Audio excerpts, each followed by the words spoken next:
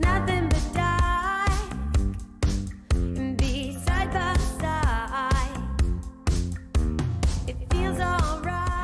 Bonjour Marie. Bonjour Laurent. Alors, ce matin, la revue trimestrielle, votre partenaire Oui Demain, nous emmène au Japon, un pays qui fait face à un sacré problème aujourd'hui. C'est celui qui, au monde, a sans doute le plus faible taux de natalité. Exactement. Vieillissement de la population, de plus en plus de célibataires et le peu de couples qui existent ne veulent pas d'enfants. Donc, la dernière solution proposée, c'est quoi?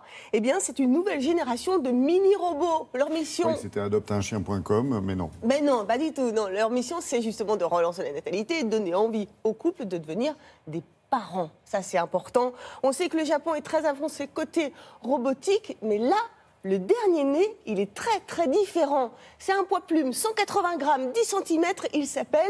Alors, je vous le dis, Oui, je sais pas. Kirobo, bien sûr. Kirobo, lui, il est, autant vous dire que les Japonais en sont fans. Il a un mental de grand. Il est bardé de capteurs de reconnaissance faciale et vocale. La différence aussi, c'est qu'il reproduit des comportements de vulnérabilité et en plus, il parle. Alors ça, forcément, ça crée une relation très, très particulière entre l'humain et le robot. Hein. Donc, à savoir, évidemment, si on passe finalement facilement du bébé robot au bébé humain, et en plus, si on sauve la démographie nippone, là, franchement, c'est un autre problème. Hein. Alors, explication tout de suite, regardez.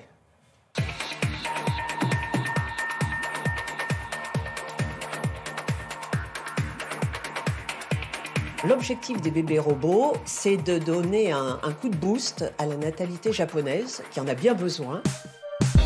C'est un pays qui vieillit, où les enfants se font rares. 40% des jeunes de 18 à 34 ans n'ont toujours pas fait l'amour.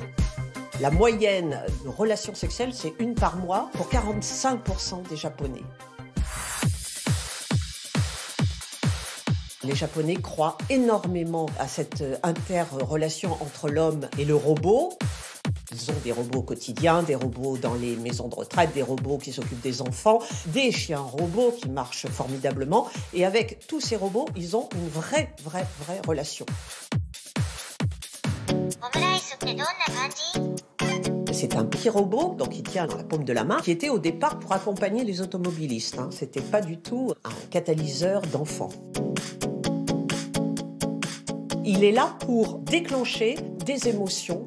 Il a la vulnérabilité d'un bébé, il a les pleurs d'un bébé, il a l'attitude d'un bébé. Et il peut sentir ce que le, entre guillemets, parent potentiel, ah, il est triste, ah, il n'est pas content, etc. Il va déjà ressentir des choses et donc renvoyer ce que l'autre attend. Ils n'ont pas de faciès humanoïde. C'est entre le gremlin et la petite chose un peu non identifiée. C'est ça qui est fascinant, c'est que ça peut jouer, en effet, développer cette réponse émotionnelle sans qu'il y ait forcément une proximité visuelle avec un être humain.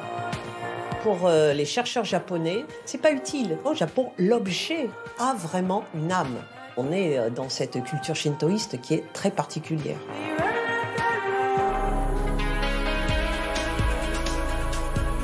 Le danger, c'est aussi par cette fausse empathie qu'on prête au robot et à l'intelligence artificielle de dire l'autre, il est compliqué à gérer, l'autre, il peut me faire du chagrin, donc pourquoi pas donner à l'intelligence artificielle et au robot ce rôle de compagnon.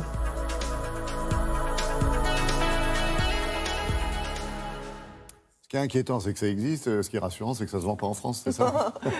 Vous savez, je suis sûre qu'il y a beaucoup de Français, en regardant le reportage, qui vont complètement craquer sur lui. Effectivement, il est vendu qu'au Japon en ce moment. Il n'est pas très cher, il est entre... j'ai lu entre 300 et 500, pas très cher. Pour un robot, j'imaginais beaucoup plus. J'adore votre notion des prix. Oui, c'est dans le... Donc, on rappelle quand même, c'est Oui Demain, trimestriel, c'est jusque fin novembre, et c'est évidemment disponible dans les kiosques. Voilà.